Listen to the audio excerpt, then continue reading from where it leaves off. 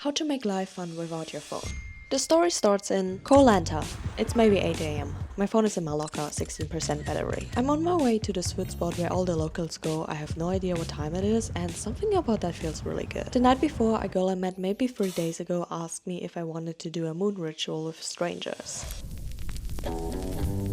It was the kind of thing where you say yes before you fully understand what you said yes to. Everyone got 2 pieces of paper. One for what you want to let go of, the other one what you want to bring into your life. I don't know if it was the fire, or Thailand, or the fact that I was never going to see any of these people again. We were dancing like nobody was watching. And somewhere in the middle of it, I realized I hadn't thought about my phone once.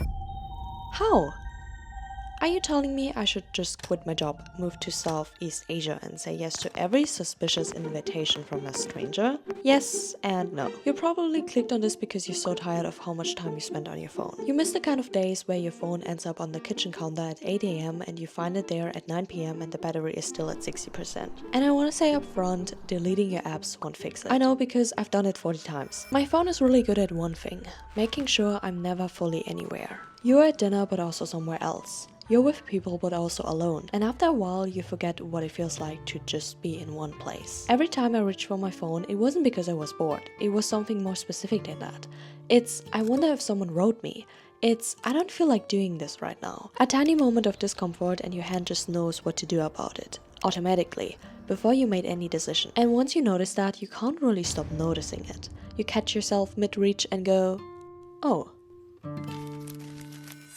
I have this wood box next to my desk, and every time I have a moment where I forget my phone exists, I write down what exactly happened. The moon ritual, the dinner that was supposed to last 2 hours and lasted 4 because nobody wanted to be the first one to leave. Save those little pieces because they are proof. Proof that your life is fun without your phone. And on days where you don't believe that, which will happen, you open the box. And the weird thing is, after a while you start wanting to fill it in. It doesn't have to be a wood box. A notebook works, a jar works, anything works, expect your phone.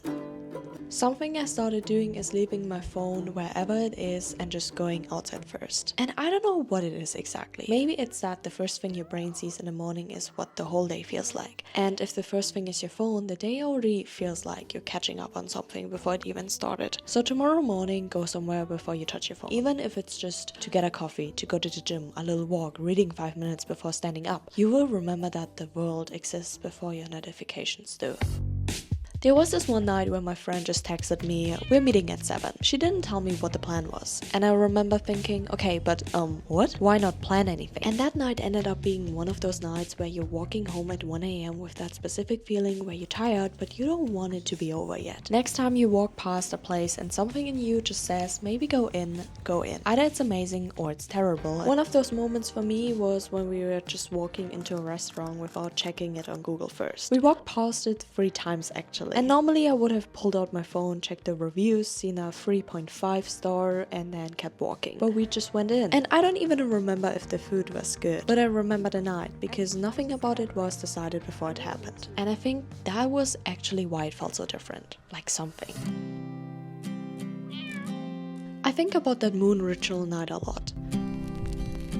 The moment right before we threw in the paper. That's what I want to have more of. Not the moon ritual specifically. Just moments where my phone doesn't even occur to me. Where life is just happening and I'm in it. Nothing to document. Nothing to miss. Nowhere else to be. I still scroll. I'm not going to pretend I don't. But I'm filling the box. And it's starting to get heavy.